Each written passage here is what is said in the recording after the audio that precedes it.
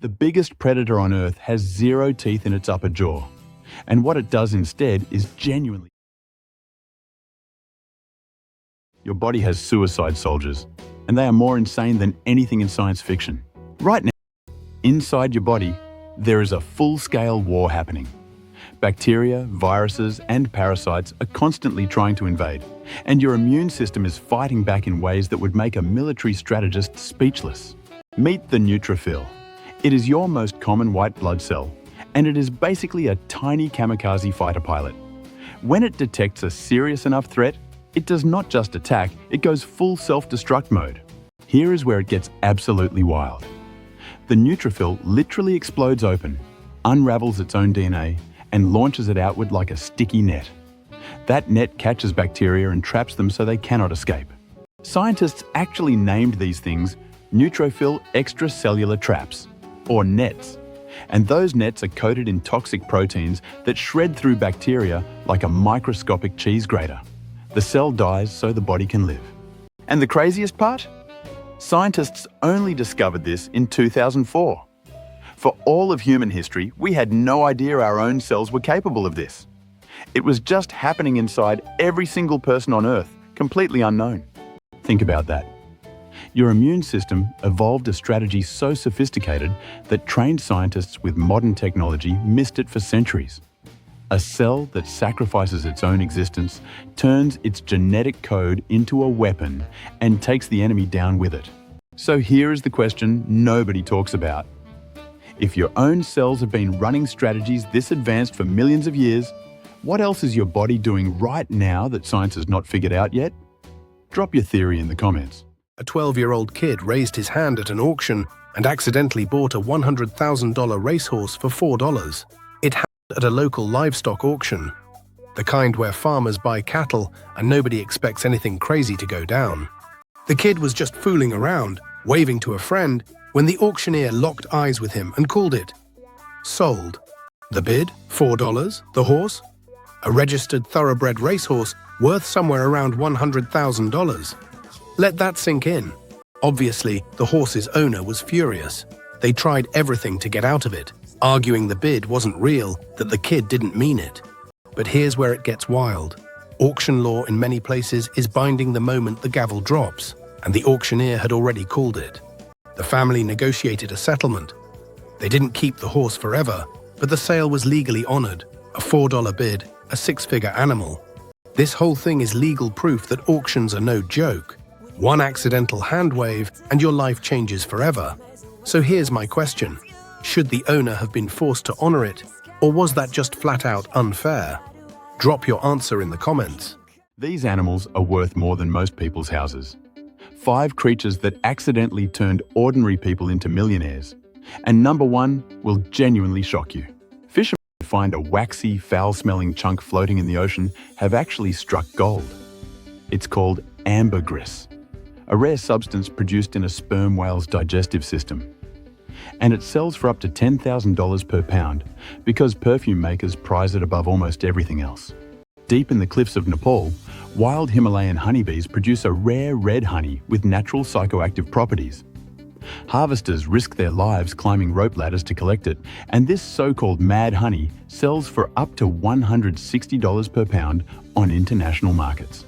The deathstalker scorpion is one of the most dangerous animals on Earth, and also one of the most expensive. Its venom contains compounds used in cancer research and drug development, making it worth an estimated $39 million per gallon, making it literally the most expensive liquid on the planet. In Colombia, a particular species of large leafcutter ant called Hormigas culonas has been eaten as a delicacy for centuries, and today they're exported to gourmet restaurants in Europe and beyond. A small jar of these roasted ants can fetch over $50, and farmers harvest enough to make a serious annual income from insects alone. Here's the one nobody sees coming. The Asian palm civet eats coffee berries, and the beans pass through its digestive system largely intact. The result is Kopi Luwak, the world's most expensive coffee, which sells for up to $700 per kilogram. People are genuinely paying hundreds of dollars to drink coffee that came out of a small cat-like animal. Let that sink in. So here's the real question. If you stumbled across a chunk of ambergris on the beach or a palm civet on your farm, would you cash in or would you leave it alone? Drop your answer below. A baby was born at a zoo, and there was literally no possible father anywhere near the mother. This happened at a zoo in Japan. A giant anteater gave birth to a healthy cub, which sounds normal until you find out the male had been completely separated from her for over 2 years. 2 full years. No contact, no interaction. The male and female had been kept in totally separate enclosures. So how in the world did she get pregnant? The zoo ran a DNA test on the cub, and the results were wild. The separated male was confirmed as the biological father. The science was clear. But the how? That was a whole other question. Scientists believe the answer lies in something called delayed fertilization, or possibly embryonic diapause. Basically, some animals can store sperm or pause a pregnancy internally, sometimes for months or even years. It sounds like science fiction, but it's real. Bears, deer, and several other mammals are known to do this. But in giant anteaters, this level of delay was not well documented. Researchers were genuinely caught off guard. This one cub basically forced scientists to rethink what they thought they knew about giant anteater reproduction. It's now being studied as a landmark case in animal biology. Nature just straight up broke the rules, and science is still catching up. So here's what I want to know. Do you think there are other animals out there doing this that we haven't discovered yet? Drop your answer in the comments. A father rode halfway to the moon looking for his kidnapped son. In 1989, a man in China had his young son stolen right out from under him. Child trafficking was devastating families across the country, and the police had almost no way to track these cases down. So this father did something that sounds absolutely insane. He quit everything, got on a motorcycle, and started riding across China, city by city, village by village, showing his son's photo to every single person he met. 1 year became 5. 5 became 10. 10 became 20. He just kept going. Over 24 years, he covered roughly 500,000 kilometers. That is not a typo. 500,000. But here is where the story gets wild. While searching for his own son, he kept running into other missing children along the way. He started documenting them, connecting families, alerting volunteers. Almost accidentally, he helped reunite over 100 missing kids with their families. His story exploded online in China. Volunteers started riding with him. Non-profits got involved. His one-man mission basically helped spark a national conversation about child trafficking that China desperately needed to have. After more than 2 decades, he did eventually find a young man he believed to be his son. DNA testing confirmed it. His boy had been raised by another family just a few provinces away the whole time. This man gave up 24 years of his life, and in doing so, accidentally became a hero to over 100 other families. So here is what I want to know. Is that kind of devotion the most beautiful thing a parent can do? Or is it a tragedy? Tell me what you think in the comments. Disney literally copied a real castle, and that castle was more advanced than most houses today. Neuschwanstein Castle in Bavaria, Germany. Built in the 1880s, you've seen it 1,000 times. On Disney posters, on puzzle boxes, on screensavers. But here's what nobody tells you. This castle had full electric lighting installed in the 1880s. Not candles, not gas lamps, actual electricity, while most of Europe was still sitting in the dark. It also had flush toilets and running hot water on multiple floors in the 1880s. Most people at that time were using outhouses. This king was living in the future. And then there's the telephone.